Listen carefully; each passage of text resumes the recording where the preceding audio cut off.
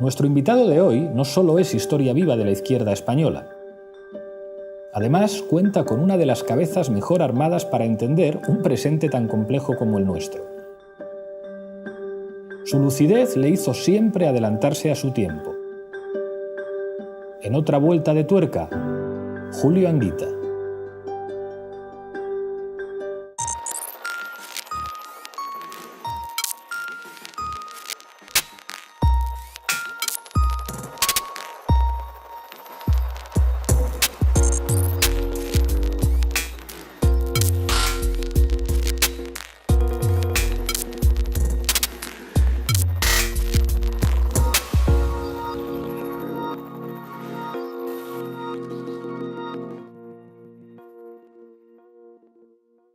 Julio Anguita, muchas gracias por venir a otra vuelta de tuerca, un honor. Gracias por invitarme. Vamos a empezar con cuándo, dónde y cómo naciste. 1941, Sí. Fuengirola. Por lo que te quiero preguntar es porque tú naces en una familia de militares y la izquierda siempre ha tenido una enorme dificultad en este país para relacionarse con esa cuestión. ¿Cómo ves tú esto? Vamos a ver, hay una contradicción. Porque mi padre era una familia de militares y de guardias civiles y sin embargo mi madre venía de una familia, diríamos, de practicantes, de matronas, de gente con estudios medios, entonces era muy importante, ¿no? Y era más liberal. Mi abuelo pues se quedó ronco de darle vivas a la República, mi abuelo Mateo, ¿no? Cuando se proclamó la República, ¿no? Pero claro, yo fui educado en lo que entonces había. La versión de la guerra por parte de un padre que además, pero era un padre que era del régimen, pero sin embargo tenía su propia cabeza para pensar, era curioso, ¿no? Y fui educado en esos principios. Lo que pasa es que yo siempre he tenido inquietud por saber cosas, por mirar detrás de la rendija, qué es lo que había detrás, ¿no? Eso provocó en mí que a los 14, 15 años, la primera crisis que va desembocando en mi cambio, ¿no? De mentalidad, en mi cambio de posición ante los problemas de la vida, ¿no? Eso también en relación con la religión, porque tú has contado que poco a poco fuiste perdiendo la fe. Yo fui creyente, diríamos, fervoroso, pero cuidado, no estuve nunca ni en Acción Católica, ni estuve en estos círculos, simplemente mi relación con la creencia era el cumplimiento de los preceptos y vivirlos, vivirlos intensamente.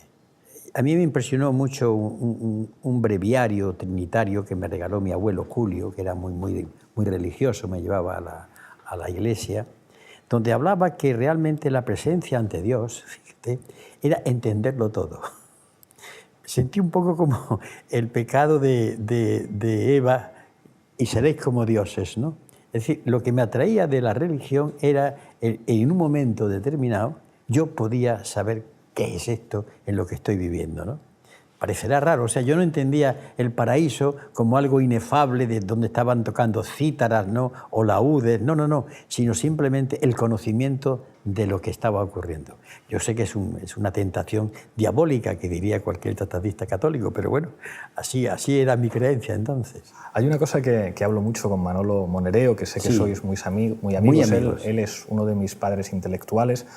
Cuando hablamos a veces de sacristán, decimos precisamente la gente que llega a la izquierda sin haber nacido en una familia de izquierdas o en una familia comunista, quizá en este momento de excepcionalidad cuenta con más elementos para entender las posibilidades del presente. Son menos conservadores, es verdad que cada caso es un mundo, que otros sectores que son hijos, nietos o bisnietos de comunistas para entender las posibilidades políticas del presente. Hombre, es que se llega a la izquierda tras una lucha espiritual interna muy fuerte. Son años de crisis, de dudas tremendas. Tú no cambias el ropaje, y no digo ropaje, es tu piel, no la cambias de la noche a la mañana. Yo por eso puedo entender que en las personas puede haber un cambio político, filosófico, pero 4 cambios ya me parece una indecencia. Claro. Pues ese cambio es que uno hace una opción y la hace con tanta fuerza como vivió su fe. ¿Es porque uno es un temperamento religioso? Pudiera ser. Me da igual, porque uno tiene el temperamento que tiene. El carácter ya se va formando, ¿no? Pero evidentemente uno hace una opción en su vida y su nación por el Partido Comunista, no solamente porque era entonces la organización que estaba al frente de la lucha antifranquista, sino por algo más. En concreto, cuando participó en los debates sobre el manifiesto programa del año 75, donde perfilaba la democracia político y social, la alianza, es decir, una visión de sociedad. Y aquello me convenció, sobre todo por lo que yo veía cuando ejercía mi profesión, ¿no? Y aquello pues, me hizo que yo el cambio lo asumiese profundamente. Y en él estoy, ¿eh? No he vuelto a cambiar. Porque ya si cambio otra vez, y esto ya será sospechoso. ¿Te afilias al Partido Comunista en 1972? Yo había trabajado. Yo realmente estuve un tiempo con una cosa que se llama Comunas Revolucionarias de Acción Social, que entonces las dirigía el que fue secretario general de la CNT, José Luis García Rúa, ¿Sí? En Córdoba, que había sido profesor de allí, una persona entrañable, ¿no? Y teníamos reuniones, pero yo veía aquello, muchas reuniones, demasiado debate. Por otra parte, mi familia política ya estaban en el partido. Yo guardaba materiales, que se los guardaba a ellos, me permitieron entrar en debates, es decir, que sin estar militando en el partido, yo formaba parte de esa especie de mundo que giraba. Y entonces el paso definitivo se da una noche de septiembre del 72 en el barrio del Naranjo, donde me dicen, bueno, ya eres miembro del partido, y para animarme me dicen, toma, ahí tienes los estatutos, procura guardarlos, y mira, aquí tienes una serie de instrucciones para que si te detienen, lo que tienes que hacer es pegarte con el policía para que no te siga torturando. Esta es la entrada en el partido. Madre mía. Bueno, pues se acepta porque entonces estaba en un momento de excepción, pero desde luego, dicho hoy, parece que era lo más negativo que te podían presentar. No era una invitación, diríamos así, agradable, ¿no? Aquel partido y el Partido de la Transición está marcado por la figura de Santiago Carrillo. Sí. ¿Qué representa para ti ese partido de Carrillo o esa personalidad como conductor indiscutible en aquellos momentos de la estrategia del PC? Me preguntas algo en el que me tengo que debatir entre el reconocimiento a la talla política de Santiago, eso es obvio, pero he estado totalmente en desacuerdo con lo que hizo. Carrillo yo creo que es hijo también de su historia personal, como todos nosotros.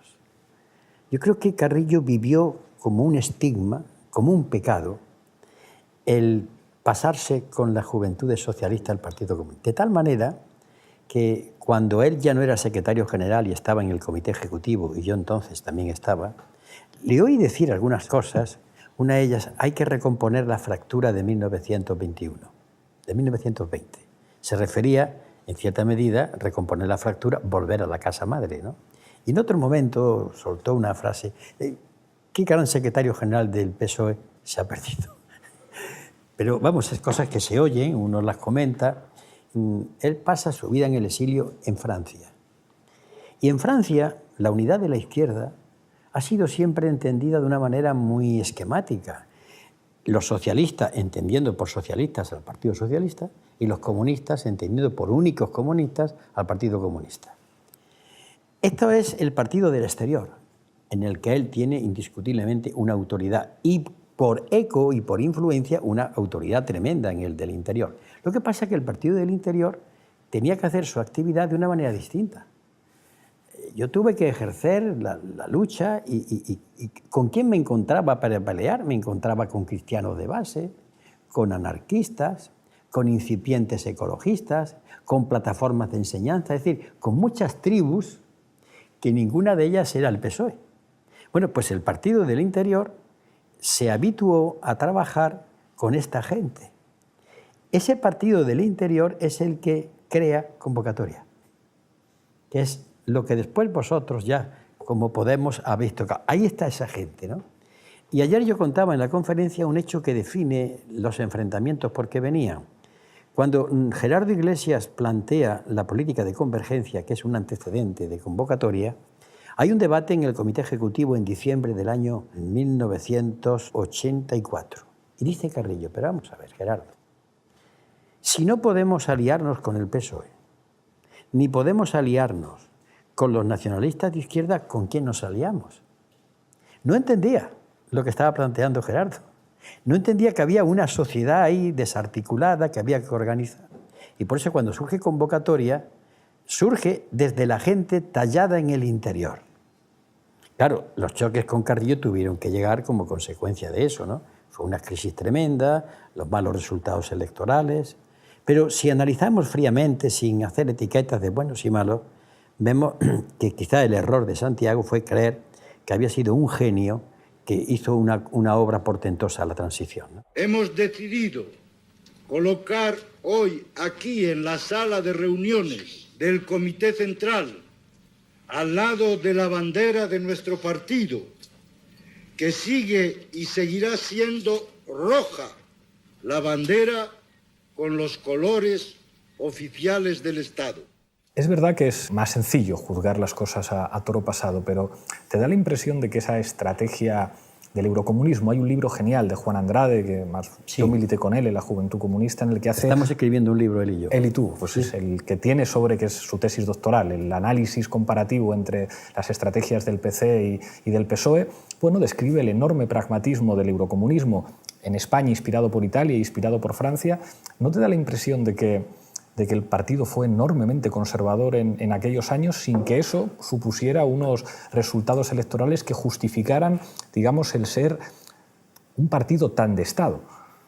Es que, repito, es la tesis del partido del exterior y es la tesis de cuadros del partido en el sindicato. Es decir, hemos conseguido que haya libertades. Hemos conseguido una Constitución y no se repara, como dijo el otro día Juan Carlos Monedero, que estuvimos en un acto en el rectorado de Córdoba, que es una de las pocas constituciones que contempla allí la ley electoral. Esto es rarísimo. Se consagra a través de Felipe González, el jefe de la oposición, es decir, se están dando los pasos para lo que actualmente hay, ¿no? Pero claro, la consigna en aquel momento es: hemos conquistado la libertad. Y claro, cuando se ha vivido en la clandestinidad, no es poco. Parece ser que dice, bueno, he llegado al territorio donde estoy aspirando a aire puro. Pero si te paras un poco a pensar, dice, bueno, es que yo no solamente luché por la libertad, y había mucho que discutir sobre esta libertad, ¿eh? Es que yo discutí también por elementos de cambio en la economía, en la sociedad, en la cultura, en la conciencia cívica. Entonces, todo, cuando llegan los pactos de la Moncloa, pues es que hay que defender la democracia porque está atascada. Sin embargo, había un elemento que había que haber analizado. Y quiero dejar claro que yo no me quiero aquí colocar plumas, ¿eh? Pero hay un artículo mío del año 1976, publicado en una obra que se llama Combates por la memoria, Combates por la memoria, Combates de este tiempo, año 76, en donde se dice, no, aquí falta algo. Aquí falta algo. Nuestra lucha era por algo más que por tener esto que hemos convenido en llamar sistema democrático, con esta ley electoral, ¿no? Y claro, eso se fue viendo después, cuando fue la transición, fue cristalizando en el bipartito, que es lo que se estaba buscando desde el origen, ¿no? De ahí venían las críticas y los enfrentamientos. Por ejemplo, yo puedo asumir, y de hecho tuvimos en Córdoba un pequeño follón cuando se aprueba lo de la bandera, yo puedo asumir, bueno, voy a ceder, lo de la bandera y lo demás, pero la izquierda a veces sabe que puede ser impotente frente al crimen, pero lo que no puede es alabar el crimen.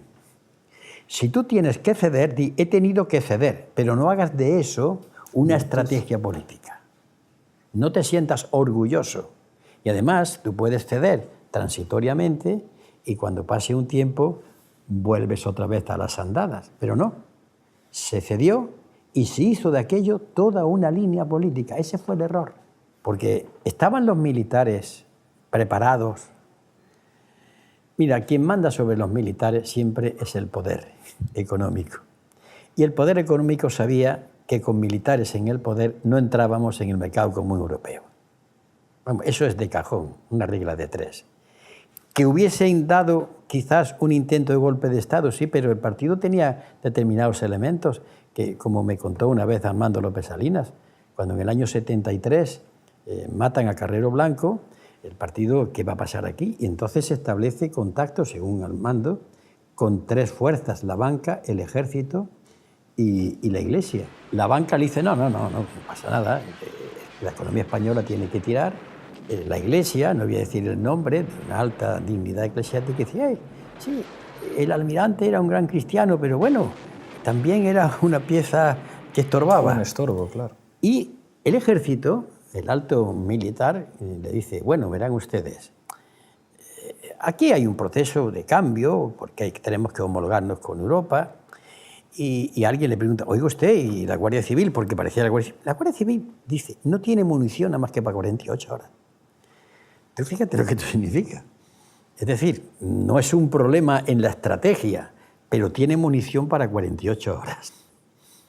Es curioso lo que dices. Cuando entrevisté a Carrillo en una de las últimas entrevistas que dio antes de morir, le preguntaba por el golpe del 23F y por ese rumor que existía a propósito de si Tamames sabía. Mire usted, yo tengo la convicción ahora de que Tamames sabía algo, porque hizo 2 veces declaraciones a favor de un gobierno presidido por un militar. Y las 2 veces yo tuve que hacer declaraciones públicas desautorizándole.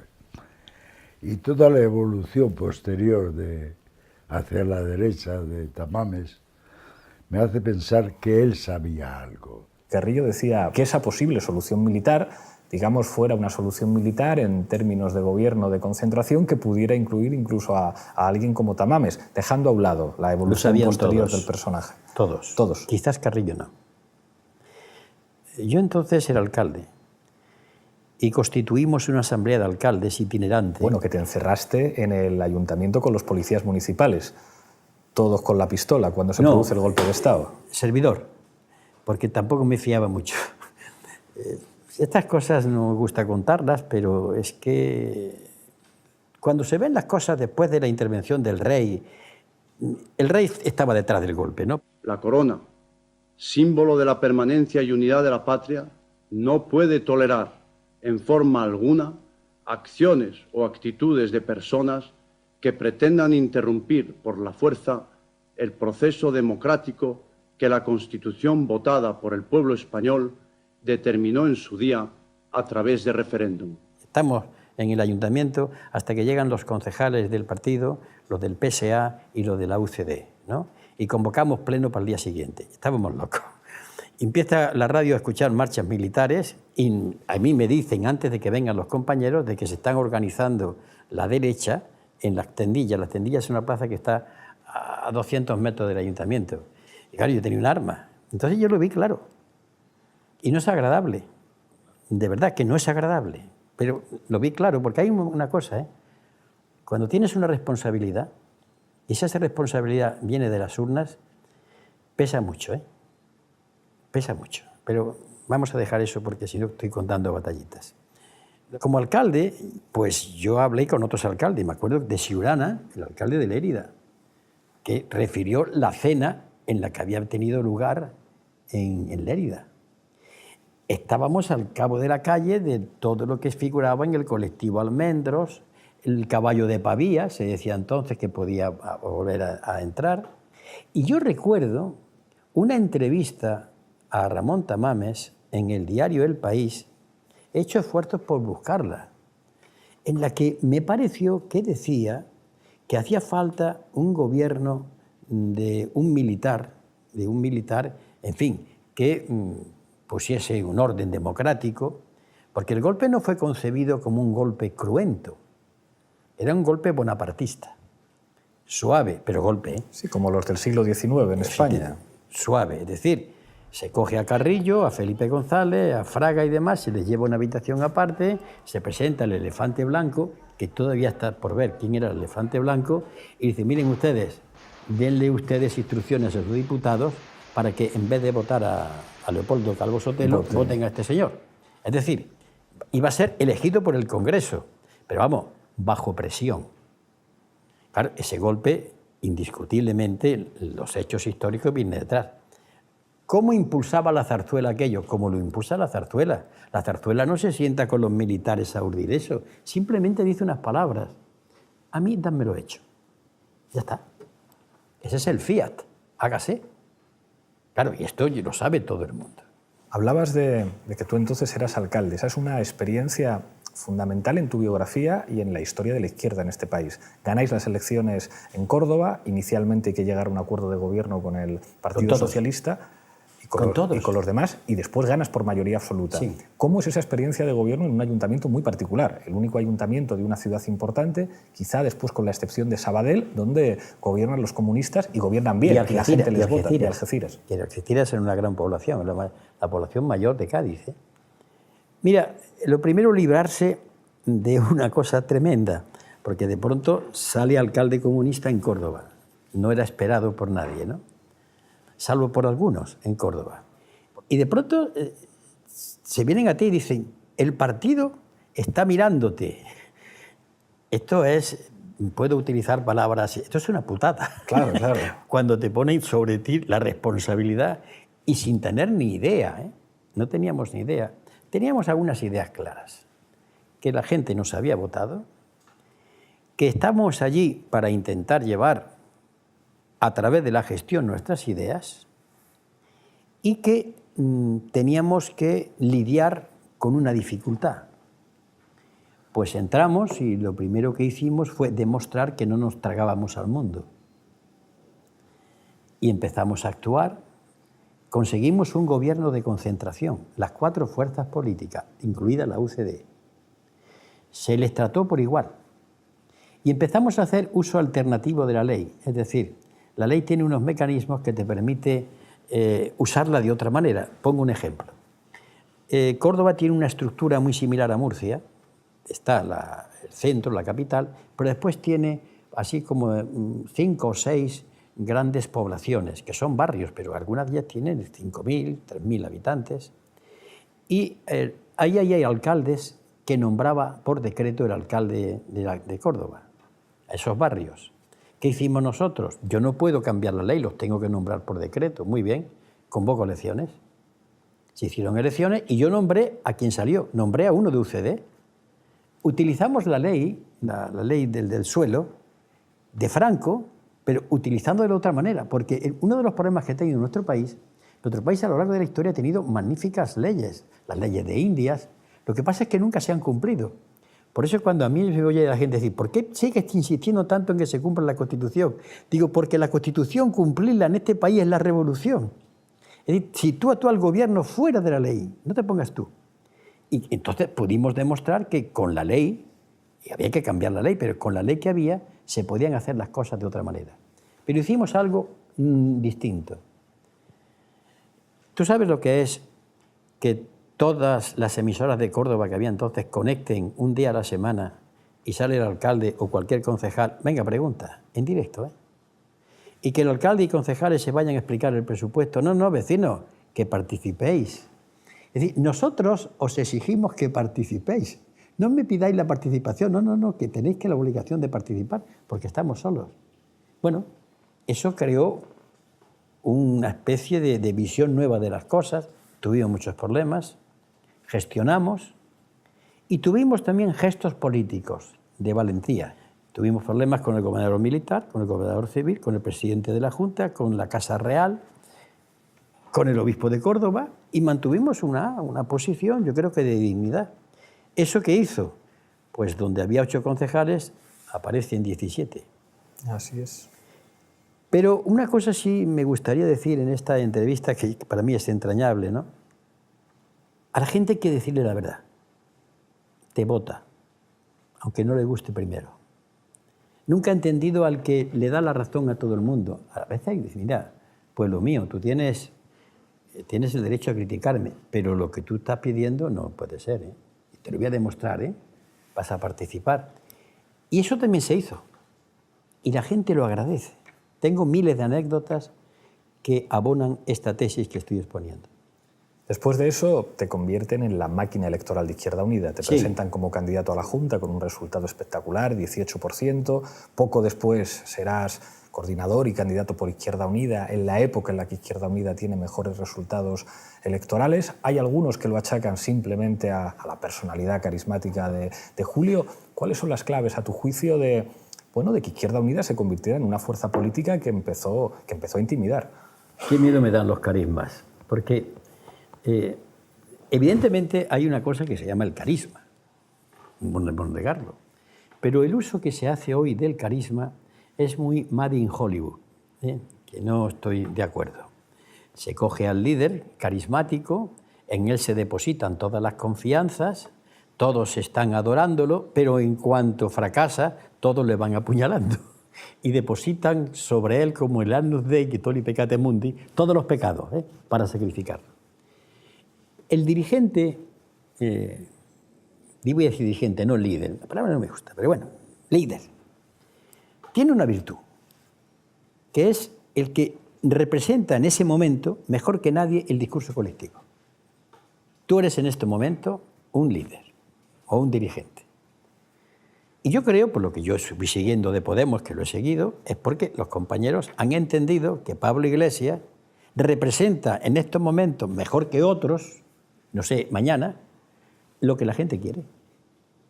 Luego, el dirigente en sí no es nada, sino que tiene la virtud de que representa. Fidel, ¿por qué has elegido Fidel comandante? ¿Es que no había gente de la talla de Camilo Cienfuegos, del Che y de otros? Sí, pero Fidel tenía en ese momento el que mejor sabía representar. Ese es el líder. Pero el líder no puede ser independiente del colectivo, sino que es el mejor, digamos, actor que representa el drama colectivo. Cuando la derecha separa al líder del drama colectivo, ya está falseando y ocurren las cosas que ocurren. ¿Qué pasó con Obama? Recordaréis que Obama era más o menos como, yo he bromeado un poco, como San Martín de Porres, ¿no? Iba a hacer los milagros. No. Obama pues ha hecho lo que ha hecho. ¿Por qué? Porque no había proyecto, era él. Es muy americano eso, el líder, la persona. Es una familia honesta, es religioso, tiene unos patrones además bastante arcaicos y así va funcionando el sistema. Y por eso el poder funciona. Cuando hay líder con proyecto, el poder ya le tiene miedo, y de eso ya sabéis vosotros. Hay elementos, ¿no?, en la época en la que tú encabezas Izquierda Unida que curiosamente se convierten como una especie de futuro anterior. Cosas que tú decías entonces, ahora se recuperan muchos vídeos, adquieren actualidad ahora. Es decir, yo tengo la sensación de que Anguita durante mucho tiempo era incomprendido y estaba señalando cosas que después fueron ocurriendo. La crítica a Maastricht. Fíjate, te cuento una anécdota. Sí. Estuve una vez hablando con Antonio Gutiérrez, que vino a uno de los programas que presento, y estaba en una posición muy decente, defendiendo al gobierno griego de Syriza. Y yo al final del programa le preguntaba, pero Antonio, ¿no te parece que en esto de Maastricht los sindicatos a lo mejor os equivocasteis? Y él no estaba de acuerdo, decía que en aquel momento Maastricht era lo único posible. Lo mismo que la cuestión con el Partido Socialista, es decir, no queremos ser un partido bisagra. El sorpaso es condición sine qua non para que en este país puedan cambiar cosas. Elementos que entonces se veían como absolutamente imposibles en el caso de Izquierda Unida y que, sin embargo, ahora se han podido poner encima de la mesa. El agotamiento del proyecto europeo sobre bases neoliberales y sobre, digamos, bases institucionales que han destruido la democracia en Europa, y hablar de Europa supone una reconfiguración de todo eso, y señalar a los partidos que nosotros hemos llamado de la casta como aquellos que forman parte del problema. Es el momento en que España, si tiene valentía y se explica a su pueblo las cosas, junto con otros estados de la periferia, planteen la alternativa a Maastricht. ¿Y cuál es la alternativa a Maastricht? La alternativa de Maastricht es simplemente desarrollar consecuentemente el Acta Única Europea. Es decir, mercado único, de acuerdo, pero con una cuestión. Mercado único con armonización fiscal. Es decir, no se puede construir un mercado único cuando cada país tiene una política fiscal distinta. El capital español, cuando quiera, se va a Francia y se va a otro sitio, depende de lo que le den. Y la segunda parte, la cohesión económica y social no son fondos de cohesión. La cohesión económica y social son políticas sociales justas. Simplemente con que se desarrolle el Acta Única estaríamos en otra situación totalmente distinta. ¿No tienes la sensación de haber llegado demasiado pronto? Sí, claro. Pero quiero en esto también, por enésima vez, pero es muy importante esta entrevista por la difusión que tiene, por quién me está haciendo las preguntas, por el momento. Yo no he sido una especie de visionario que he tenido una bola de cristal, pero sí he tenido un equipo extraordinario de economistas, magnífico. Personas que hoy han trabajado con nosotros, con Juan Torres, con los Pedro Montes, o Albarracín, Salvador Llobé, Juan Francisco Martín Seco, todo el equipo de ecología política, en donde el fallecido Ladislao Martínez, hasta magníficos. Y claro, discutíamos con ellos políticamente, porque la economía hay que abordarla políticamente. Estoy en contra de que la economía es una ciencia aparte, no. Además, digo, la economía tiene que obedecer a lo que le diga la política. Y además, en primer tiempo de saludo, y no admito discusión en ese terreno. Cuando nos enfrentamos al Tratado de Maastricht, pues los economistas, y uno que algo sabía, yo estudié Historia de la Economía, era licenciado de Historia, he leído, vamos, no que sea un economista, pero alguna cosa sabía, nos encontrábamos. ¿Cómo puede ser que a partir de ahora los gobiernos no puedan pedirle dinero prestado a su banco, al Banco de España, al Banco de Francia, pagándole un 0,5%, un 1%, y tengan que pedir el dinero prestado a la banca privada? ¿Saben las consecuencias de eso? Las estudió un estudio francés hace 4 años, que en España, que tenemos una deuda en torno al 100% del Producto Interior Bruto, si los préstamos que hemos pedido se lo hubiéramos pedido al Banco de España, en vez del 100, teníamos el 24%. ¿Cómo podíamos votar eso? No podíamos votar esto, pero frente a nuestros argumentos fundados, reposados, llenos de rigor económico, lo que teníamos enfrente era algo tremendo. No, es que es la moda, es lo que hay. Eso llevó al suicidio de un gran partido político, el Partido Comunista Italiano, ¿no? Yo creo que sus dirigentes son reos ante la historia de un delito tremendo, porque era una gran fuerza y una gran esperanza. Pero ¿sabes cuáles eran los argumentos? Se ha hundido el muro de Berlín y la Unión Soviética, y ¿qué me cuentas? A mí, militante del Partido Comunista de España, que he visto que mis dirigentes se han plantado en el despacho de Leónidas Brezhnev a decirle que no estamos de acuerdo con Checoslovaquia, ¿usted me va a mí a comparar? Pero díganme, ¿qué tiene de positivo Maastricht? No te daban razones ninguna. Claro, al paso del tiempo, cuando hay estudio, cuando hay análisis, las cosas se van verificando. Y entonces dicen, no, es que este señor tuvo una visión extraordinaria. Te meten en el terreno de los orates, claro, o de los adivinos. No. Fue estudio, debate colectivo, estudio. Pero ahí no te da la impresión, o sea, nosotros ahora estamos estudiando muchísimo ciertos momentos de la historia de España. La transición, por supuesto, reconociendo además que de alguna manera es un proceso exitoso en términos sociales, es decir, consiguen imponer el consenso de la transición, consiguen que muchos sectores sociales estén de acuerdo con eso, y es fascinante ver ese periodo como un momento en el que había oportunidades que se abrieron y que, bueno, pues que dieron el resultado que dieron. O lo que implica la entrada de España en la Unión Europea y después, tras la caída del muro de Berlín, el consenso de Maastricht como una nueva Europa dominada por los poderes financieros. Y nosotros tenemos la sensación, y creo que eso ocurrió contigo, con Izquierda Unida y con el Partido Comunista, de que el adversario era capaz de situaros en el plano que le interesaba. Por ejemplo, en el caso del humor, cuando en Canal Plus te convertían en Don Quijote, decían, este señor seguramente es muy buena persona, tiene buenas intenciones, pero no es creíble. Entonces ponían además a Cristina Almeida como Sancho Panza, que Cristina Almeida, que quiere hacer un viaje hacia el Partido Socialista, es razonable. Mañana mismo convoco una huelga general. ¿Contra el gobierno, Julito? Contra los socialistas, amigo Sancho, contra los socialistas. El comunismo, que muchas veces, si se queda simplemente en la epidermis, que esto es un debate con muchos amigos del PC, de si es que el problema no es ni las banderas, ni tener un nombre que se llame Partido Comunista, ni esa fraseología que aparentemente es científica, pero que muchas veces se convierte en una religión, da la impresión de que a veces el adversario, a quien decía cosas de sentido común, a quien decía lo que los economistas más serios estaban planteando, era capaz de situarle en ese espacio simbólico de la izquierda con el que nunca se puede ganar. Es decir, si te sitúan como ustedes son el sector radical que está a la izquierda del Partido Socialista, incluso les podemos tolerar. Y a los más pragmáticos de los que estén entre sus filas, que no se preocupen, que les reservamos un puestito para que hagan de partido bisagra y gobiernen con nosotros en algunos municipios, en algunas comunidades autónomas.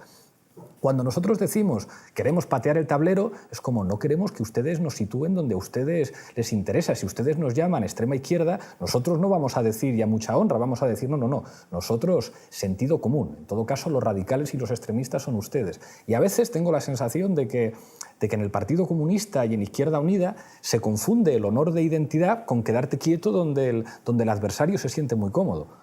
Sí, pero es que lo que una fuerza política que surge con la fuerza que surgió Izquierda Unida y Convocatoria primero, lo que no puede es ponerse techo, límites. Yo he comentado tu expresión una vez que dijiste, nosotros no venimos aquí para que gire esto, yo venimos a sustituirlo. Justamente en la campaña del año 86 en Andalucía, pues cuando yo me planteaba en los mítines, yo quiero gobernar. Y había compañeros por la lista de Madrid, porque coincidieron las dos elecciones, la andaluza y demás. No, decía, tranquilo, si no queremos quitarle al PSOE la mayoría, queremos simplemente que ceda. Así no se puede gobernar. Claro, cuando me eligen por primera vez candidato a la presidencia del gobierno, digo yo una cosa serenamente, vaya que a mí me vuelve loco, digo, me siento presidente de gobierno. ¿Qué estaba diciendo? Que estoy dispuesto. Y que yo no acepto la meta del 5, del 10, del 14, no tengo techo. Pero no tengo techo porque tengo proyecto, que si lo explico bien, la gente puede apoyarlo, porque además, y esto es importante, está lleno de sentido común y está respaldado por la solemne Declaración de Derechos Humanos de las Naciones Unidas, que tiene un consenso universal. Pero cuando una fuerza política lo único que juega es, bueno, yo voy a ser el eterno gregario de, o voy a intentar que estos giren, está equivocada. Está equivocada. De tal manera que tu expresión, a mí yo la aplaudí. Y si la perdéis alguna vez, estáis perdidos. Totalmente. Cuidado con eso. Después te votarán o no. Pero tú tienes que salir de un proyecto. A jugar el partido para ganar. Evidentemente. Claro, esto... Sin esa ambición política, no hay proyecto político serio. Ahora que estamos en confianza y no nos oye nadie. Recuerdo cuando trabajábamos para Cayo Lar en la campaña de 2011 y salía una encuesta y daba el 8%. Entonces Cayo decía, esto es una buena noticia en la casa de los pobres. Y nosotros nos echábamos las manos a la cabeza, que es como, ¿cómo que la casa de los pobres? ¿Cómo que una buena noticia? Nosotros no comentamos ninguna encuesta, máxime porque nosotros salimos a ganar, independientemente de lo que pase después. Y eso, que es verdad que es una actitud, yo recuerdo en las elecciones europeas, cuando se producen los resultados, recuerdo que me fijé cómo salió Izquierda Unida, que salieron con un cartel estableciendo la diferencia con las europeas anteriores. Hemos quintuplicado el resultado, 6 diputados, y nosotros salimos muy tristes diciendo, está muy bien, 5 eurodiputados, algunos pensarán que vamos a brindar con champán, pero no hemos superado al PSOE y al Partido Popular. Y creo que eso... los espectadores lo ven, o sea, ven como la actitud de quien está contentísimo porque ha mejorado sus resultados electorales y quien dice, nosotros estamos aquí para ganar. Nos han acusado de arrogancia, con razón, es decir, un actor político tan nuevo, que casi no existe, que obtienen 1,3 millones de votos en un tiempo récord y dicen, pero que no nos conformamos, que nosotros queremos ganar la Champions League, pero creo que eso forma parte de un estilo que una parte de la izquierda española perdió, que se asumió como casa de los pobres. Pero muchas veces los... personas de la cultura comunista tradicional, de acudir siempre a Lenin, olvidan una cosa. En una Duma, no recuerdo, cuando pregunta, ¿dónde está el partido capaz? Y dice, aquí. Y Lenin representaba allí nada, entonces una minoría. Dice, aquí está. ¿Fue una bravuconada de Lenin? No, fue de alguien que está convencido de que está en el eje correcto y lo plantea así. Pero claro, tienes que estar tú convencido. Sin tu convencimiento, basado en la racionalidad de la propuesta, en la racionalidad de que conectas con las necesidades de la gente, eso es una fuerza tremenda, que al principio no va a ser así, Ya veremos pasado mañana, porque en política hay que tener la paciencia de un campesino, ¿eh? Cuidado con esto, ¿eh? La paciencia de un campesino. Pero claro, estamos así en estos momentos. Ahora hay mucha prisa. Las elecciones pasan. Mira, hace un mes ha sido, fue el 22 de marzo, no hace un mes, doña Susana Díaz había hecho una gesta heroica. Hoy se está viendo que es un desastre lo que está pasando allí. Pero se está viendo que el desastre amenaza con las nuevas elecciones, que no sé lo que va a pasar. Cuando tú te encuentras en un país que desde el honorable Pujol, que era la Cataluña encarnada, está como está, cuando esto salpica a la Convergencia y Unió y a más gente, cuando han cogido a Rodrigo Rato, cuando el presidente de gobierno, esto nadie ha reparado, cuando salen los papeles de Bárcenas, dice, estos papeles son falsos, vale. Y dice Mariano Rajoy, que yo lo he visto, bueno, hay algunas cosas que son verdad. Y no le dice, señor presidente, ¿cuáles son? Es decir, los papeles de Bárcenas, dice él, que hay cosas que... Y nadie dice, pero señor presidente, no, es que estos son 4 corruptos. ¿Cómo que 4 corruptos? Vamos ya por 4 millones. Ayer me preguntaba, ¿esto es unos loros? No, estos son bandadas de loros. Bandadas de loros, y aquí está la financiación de los partidos políticos. ¿Qué está pasando con los seres? Cuando esto ocurre aquí, el jugar a la política con la honorabilidad del estatus es perderse. Es que no son los míos. Acabo de hacer una entrevista de entrar aquí. ¿Quiénes son los míos? Yo soy miembro de Izquierda Unida del Partido Comunista. Esto es un canulo, no es negado. Lo que pasa es que también tengo mi cabeza, ¿eh? Y pienso libremente. Pero los míos, pensando, son Podemos, Equo, Las Mareas, estos desahucios, los sindicatos que rompan amarras, ¿eh? Que rompan amarras con el sistema. Esos son los míos. Que tengo unos míos más cercanos, pero te voy a decir una cosa. En la batalla por cambiar la sociedad, los míos son cercanos. Porque estoy pendiente, mi proyecto es ese. Yo estoy por azar del destino porque quiero en una fuerza política. Pero los demás no son mis enemigos. Pueden ser en un momento determinado rivales en unas elecciones. ¿Y qué? ¿Y qué? Pero no son mis enemigos. Yo sé por qué estoy diciendo esta palabra, ¿eh? No son. Mis enemigos sé cuáles son. Son el bipartito. Y todo lo que hay detrás del bipartito, porque el bipartito no es ni menos que el capataz. Lo que hay detrás son las 35 empresas del IBEX, el Banco de Bilbao Vizcaya, el Banco de Santander, las multinacionales, los que están detrás del TTIP, del ISDS. Esos son Mario Draghi, Merkel, el Deutsche Bank. Esos son los nombres. Claro, pero fíjate que para analizar todo eso, nosotros decíamos, cuando fuimos a Bolivia, que hicimos un viaje por América Latina para explicar Podemos, decíamos, en España hay un momento leninista, y que haya un momento leninista no tenía nada que ver con tomas armadas del poder político ni nada que ver con sacar a la momia de Lenin o retratos de Lenin.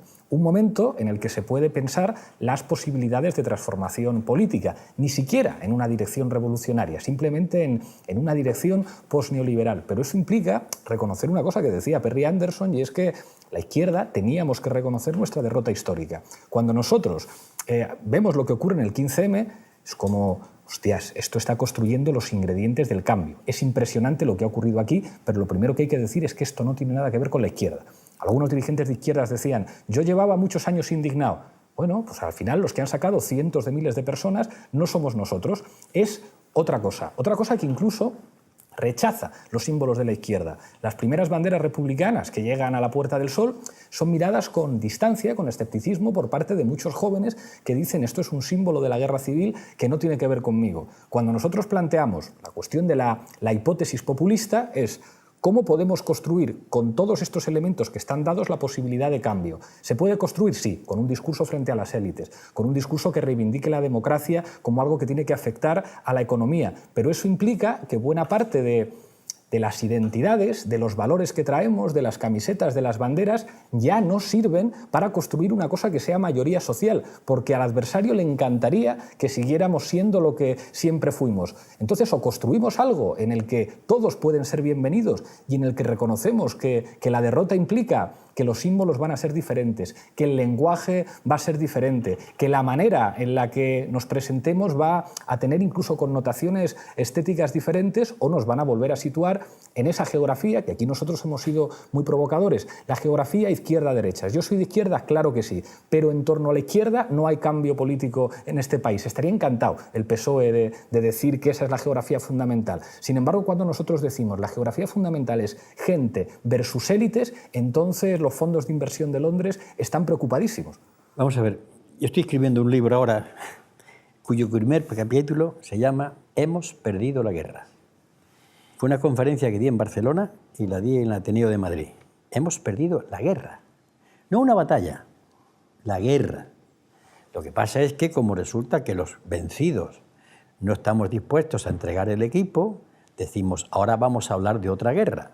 Pero hablar de otra guerra son otras estrategias, otro material bélico, otras tácticas, otras impedimentas, otras generales, otros capitanes, otros sargentos y otras alianzas.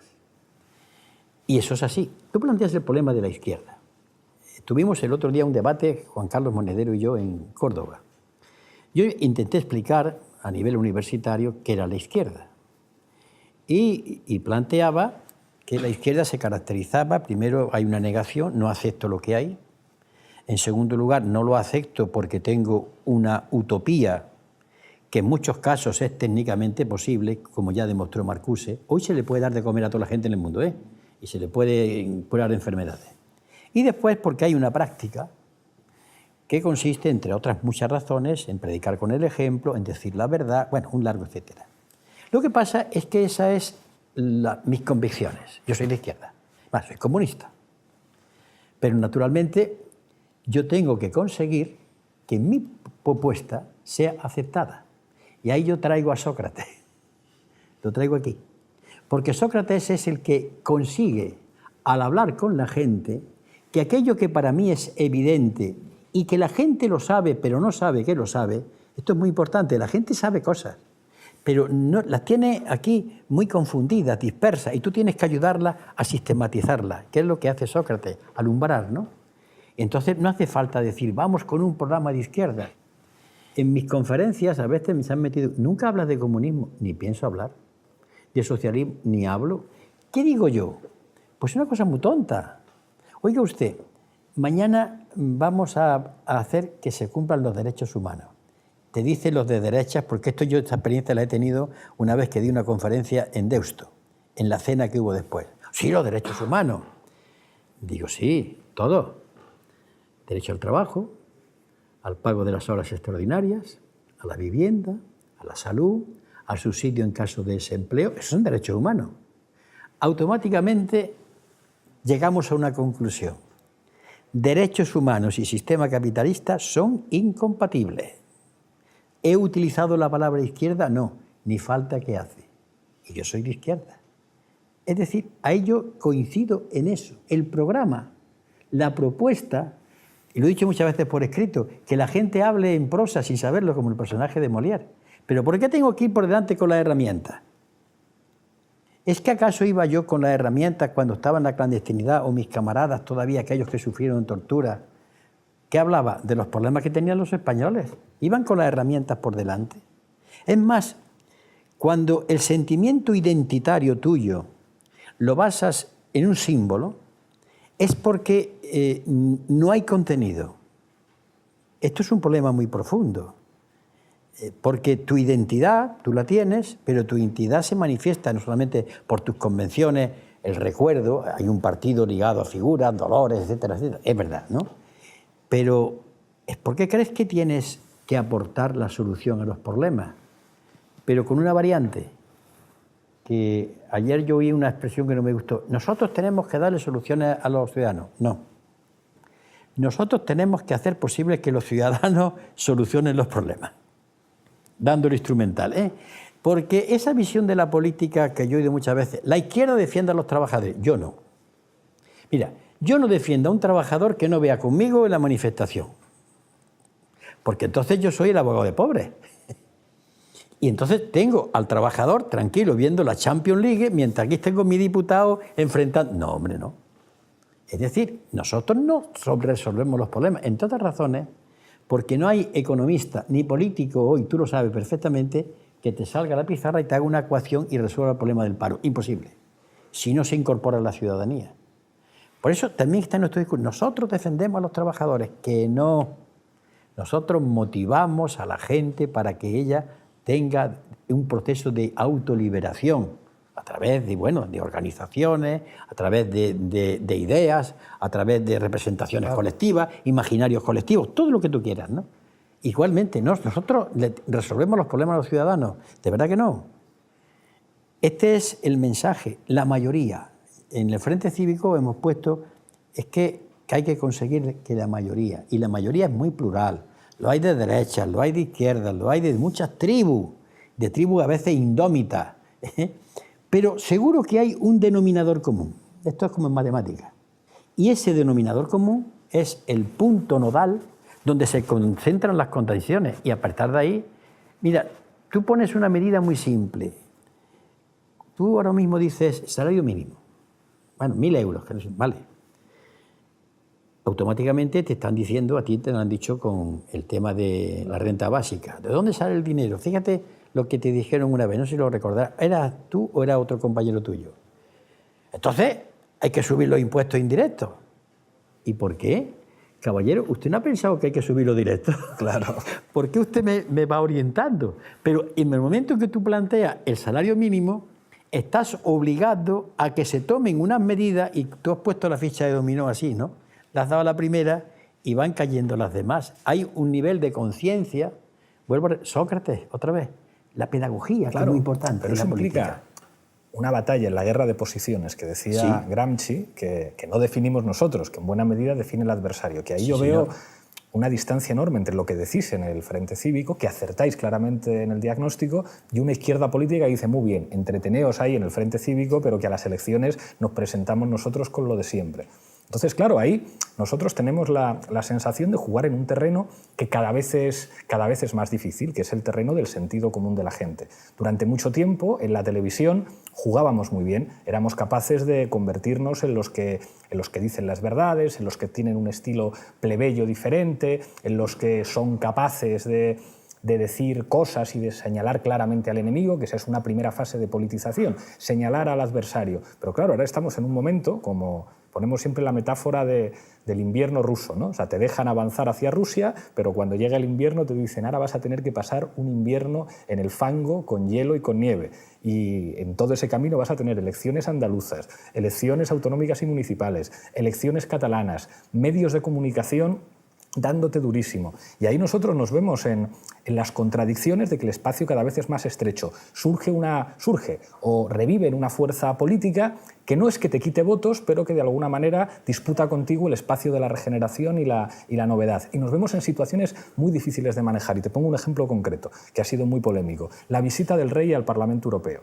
La visita del rey al Parlamento Europeo nos coloca en una posición muy difícil. Nosotros solicitamos encuentro con el jefe del Estado. ¿Cómo no vamos a hablar nosotros con el jefe del Estado? Nosotros, como todo el resto de fuerzas políticas. La Casa Real dice no.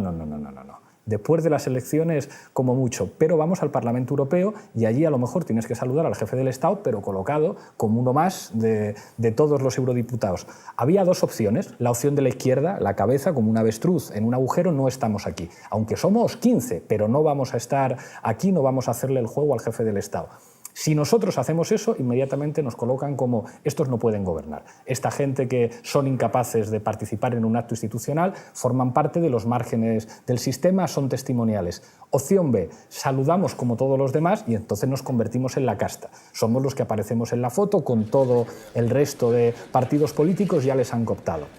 Al final nos tenemos que inventar una tercera vía, que es como sí que estamos, pero nos saltamos el protocolo y nos inventamos pues, la cosa de Juego de Tronos para construir un debate que de alguna manera incomode y que nos dé el protagonismo de decir, oye, estamos en la foto, pero al mismo tiempo no hemos dejado de mantener ese estilo plebeyo que nos caracteriza. Pero esto que a veces nos sale bien, cada vez es más difícil porque el adversario cada vez nos lo va a poner más difícil. Y tenemos la sensación de que en esa guerra de posiciones que se puede dirimir en un escenario electoral, digamos que todos los elementos identitarios, más que ayudar, son un lastre. Si nosotros no nos movemos de nuestro programa y de un discurso que dice soberanía frente a Merkel, frente a los mercados, derechos sociales, derechos humanos, pero si caemos en geografías simbólicas que favorecen al adversario, estamos muertos. Entonces, claro, en este fango del invierno es muy difícil llegar vivos.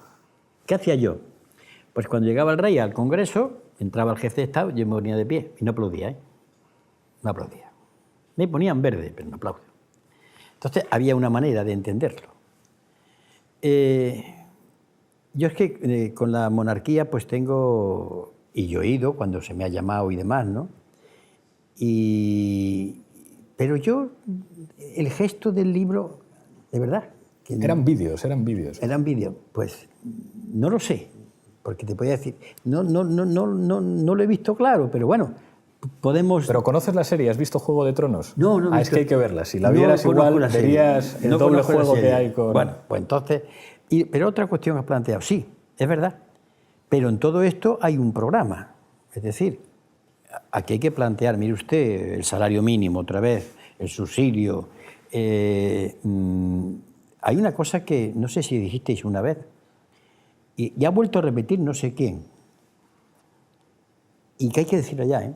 En este país la Guardia Civil va a tener que esposar a mucha gente. Claro.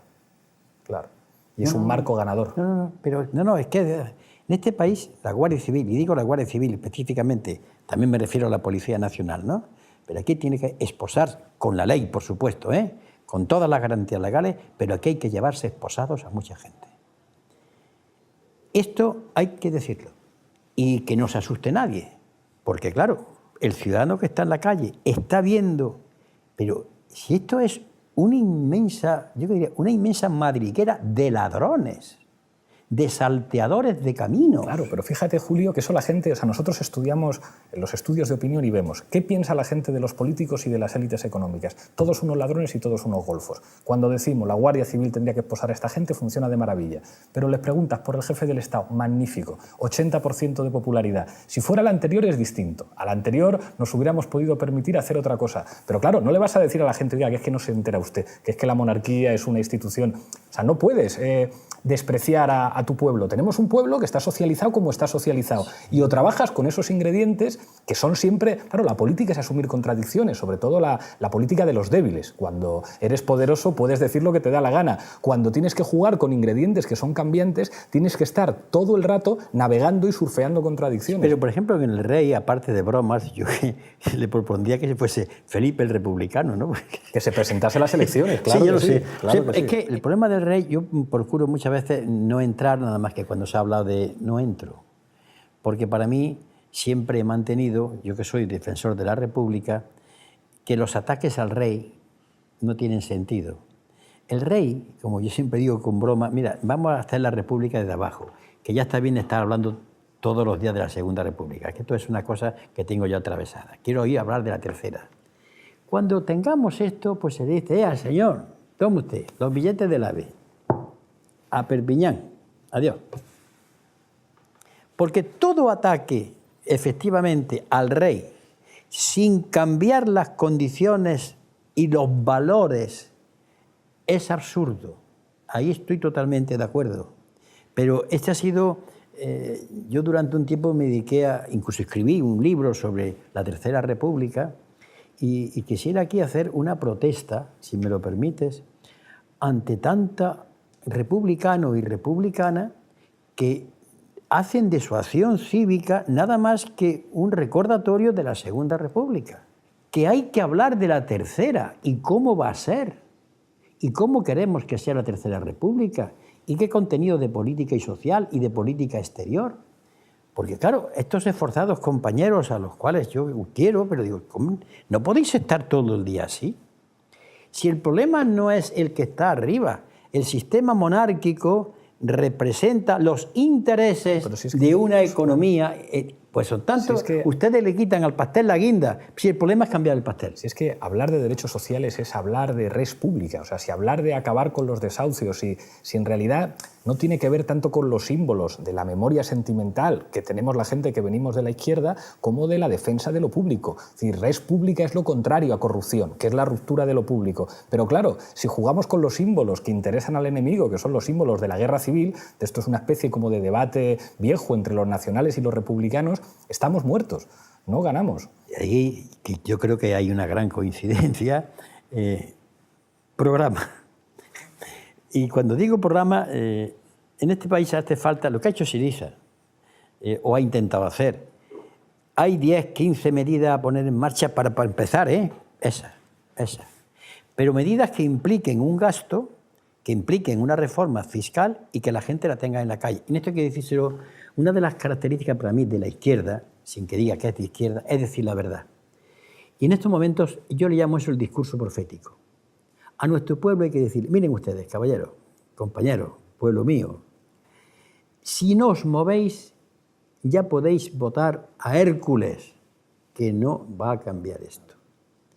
Y sobre todo, si no recomponéis también muchos de vosotros una especie de unidad integral de vuestra persona, es decir, no podáis ser sindicalistas para luchar contra el mejor convenio colectivo. No podéis votar después, por otra parte, a una fuerza de centro o de derecha porque entendéis que tiene más solera. Ni podéis después estar haciendo aptitudes y comportamientos de tipo cultural que serán de bruces con la izquierda. Recupera la integralidad, es decir, el primitivo movimiento obrero.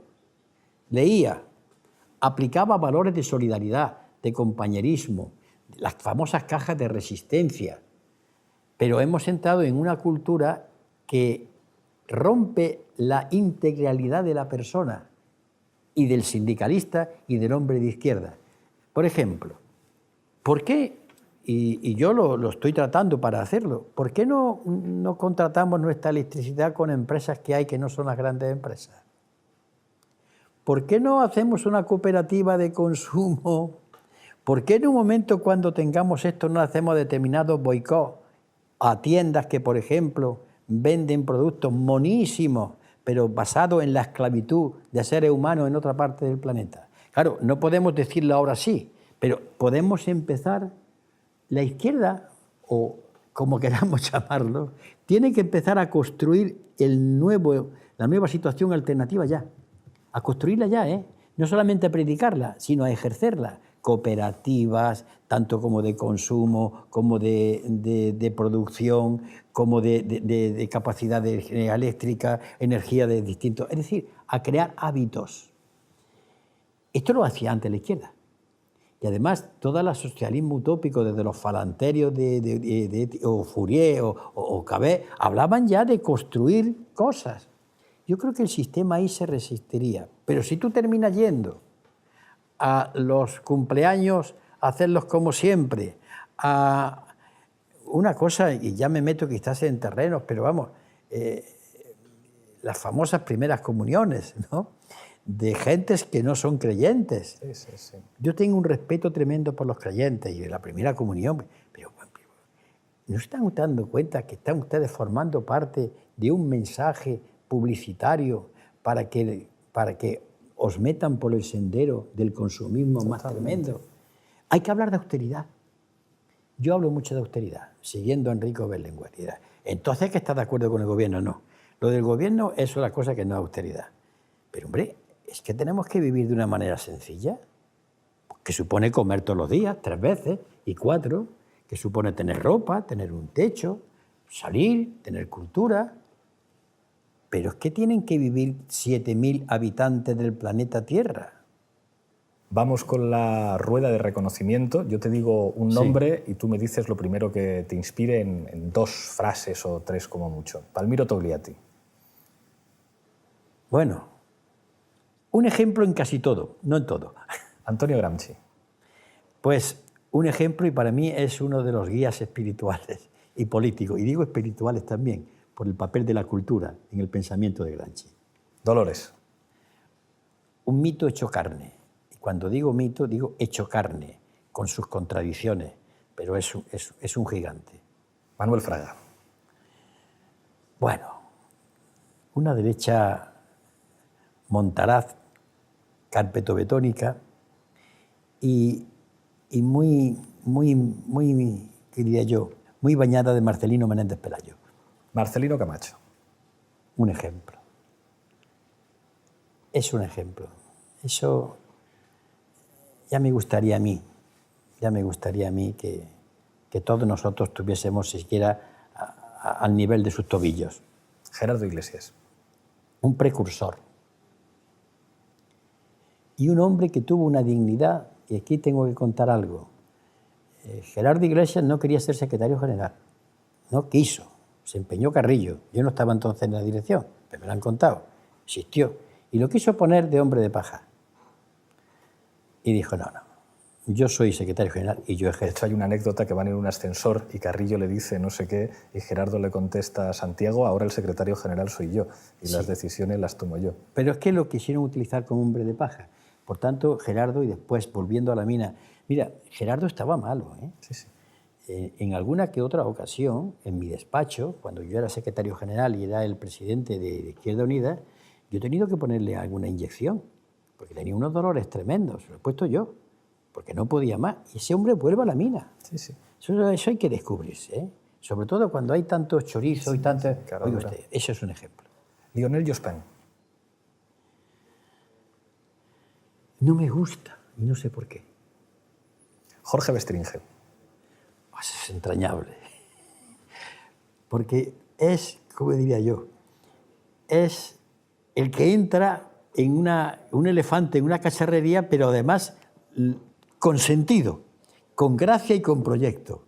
Esa es una de mis debilidades. Yo también le quiero mucho. Pues llegamos al final, te doy la taza de la tuerca y te voy a pedir que mires a esta cámara y brindes por lo que tú quieras.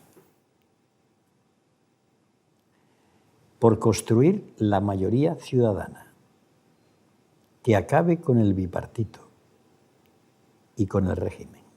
Muchísimas gracias, Julio. Un placer enorme. Gracias.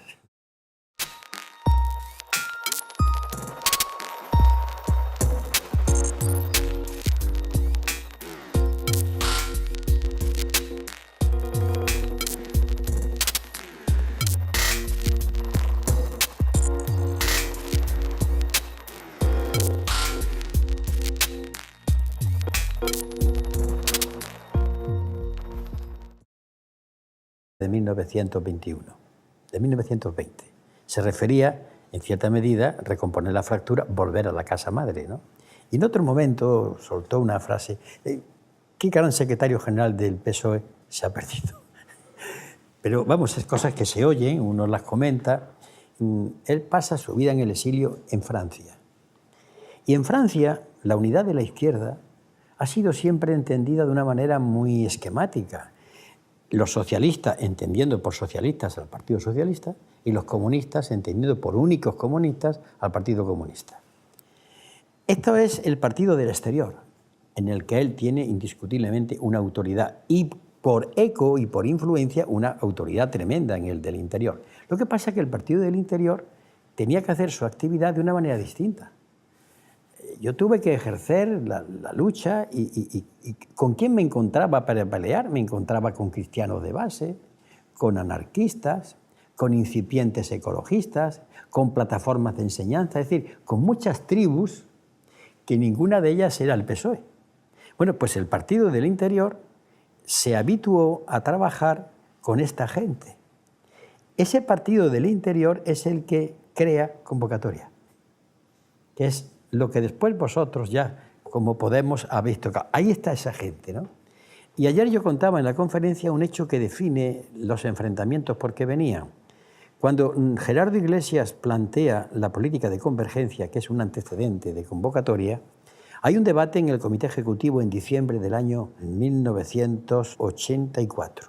Y dice Carrillo, pero vamos a ver, Gerardo, si no podemos aliarnos con el PSOE, ni podemos aliarnos con los nacionalistas de izquierda, ¿con quién nos aliamos? No entendía lo que estaba planteando Gerardo. No entendía que había una sociedad ahí desarticulada que había que organizar. Y por eso cuando surge convocatoria, surge desde la gente tallada en el interior. Claro, los choques con Carrillo tuvieron que llegar como consecuencia de eso, ¿no? Fue una crisis tremenda, los malos resultados electorales, Pero si analizamos fríamente, sin hacer etiquetas de buenos y malos, vemos que quizá el error de Santiago fue creer que había sido un genio que hizo una obra portentosa a la transición, ¿no? Hemos decidido colocar hoy aquí en la sala de reuniones del Comité Central, al lado de la bandera de nuestro partido, que sigue y seguirá siendo roja, la bandera con los colores oficiales del Estado.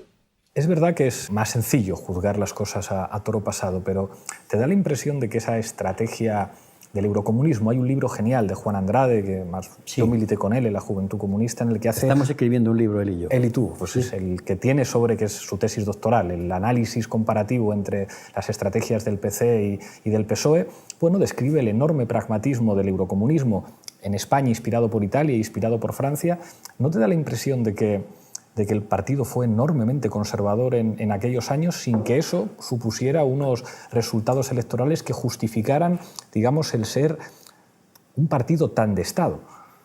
Es que, repito, es la tesis del partido del exterior y es la tesis de cuadros del partido en el sindicato. Es decir, hemos conseguido que haya libertades. Hemos conseguido una Constitución y no se repara, como dijo el otro día Juan Carlos Monedero, que estuvimos en un acto en el Rectorado de Córdoba, que es una de las pocas constituciones que contempla allí la ley electoral. Esto es rarísimo. Se consagra a través de Felipe González, el jefe de la oposición, es decir, se están dando los pasos para lo que actualmente hay, ¿no? Pero claro, la consigna en aquel momento, hemos conquistado la libertad. Y claro, cuando se ha vivido en la clandestinidad, no es poco. Parece ser que dice, bueno, he llegado al territorio donde estoy aspirando aire puro. Pero si te paras un poco a pensar, dice, bueno, es que yo no solamente luché por la libertad, y había mucho que discutir sobre esta libertad, ¿eh? Es que yo discutí también por elementos de cambio en la economía, en la sociedad, en la cultura, en la conciencia cívica. Entonces, todo, cuando llegan los pactos de la Moncloa, pues es que hay que defender la democracia porque está atascada. Sin embargo, había un elemento que había que haber analizado. Y quiero dejar claro que yo no me quiero aquí colocar plumas, ¿eh? Pero hay un artículo mío del año 1976, publicado en una obra que se llama Combates por la memoria, Combates de este tiempo, año 76. Donde aquí falta, sobre el manifiesto programa del año 75, donde perfilaba la democracia político y social, la alianza, es decir, una visión de sociedad. Y aquello me convenció, sobre todo por lo que yo veía cuando ejercía mi profesión, ¿no? Y aquello pues, me hizo que yo el cambio lo asumiese profundamente. Y en él estoy, ¿eh? No he vuelto a cambiar. Porque ya si cambio otra vez, y esto ya será sospechoso. ¿Te afilias al Partido Comunista en 1972? Yo había trabajado. Yo realmente estuve un tiempo con una cosa que se llama Comunas Revolucionarias de Acción Social, que entonces las dirigía el que fue secretario general de la CNT, José Luis García Rúa, ¿sí?, en Córdoba, que había sido profesor de allí, una persona entrañable, ¿no? Y teníamos reuniones, pero yo veía aquello, muchas reuniones, demasiado debate. Por otra parte, mi familia política ya estaban en el partido. Yo guardaba materiales, que se los guardaba a ellos, me permitieron entrar en debates, es decir, que si estar militando en el partido, yo formaba parte de esa especie de mundo que giraba. Y entonces el paso definitivo se da una noche de septiembre del 72 en el barrio del Naranjo, donde me dicen, bueno, ya eres miembro del partido, y para animarme me dicen, toma, ahí tienes los estatutos, procura guardarlos, y mira, aquí tienes una serie de instrucciones para que si te detienen, lo que tienes que hacer es pegarte con el policía para que no te siga torturando. Esta es la entrada en el partido. Madre mía. Bueno, pues se acepta porque entonces estaba en un momento de excepción, pero desde luego, dicho hoy, parece que era lo más negativo que te podían presentar. No era una invitación, diríamos así, agradable, ¿no? Aquel partido y el Partido de la Transición está marcado por la figura de Santiago Carrillo. Sí. ¿Qué representa para ti ese partido de Carrillo o esa personalidad como como conductor indiscutible en aquellos momentos de la estrategia del PC. Me preguntas algo en el que me tengo que debatir entre el reconocimiento a la talla política de Santiago, eso es obvio, pero he estado totalmente en desacuerdo con lo que hizo. Yo creo, Carrillo yo creo que es hijo también de su historia personal, como todos nosotros. Yo creo que Carrillo vivió como un estigma, como un pecado, el pasarse con las juventudes socialistas al Partido Comunista. De tal manera que cuando él ya no era secretario general y estaba en el comité ejecutivo, y yo entonces también estaba, le oí decir algunas cosas. Una de ellas, hay que recomponer la fractura de...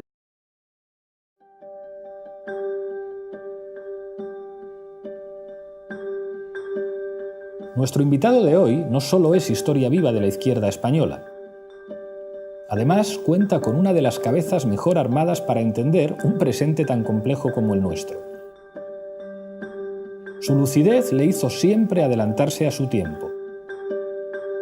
En otra vuelta de tuerca, Julio Anguita.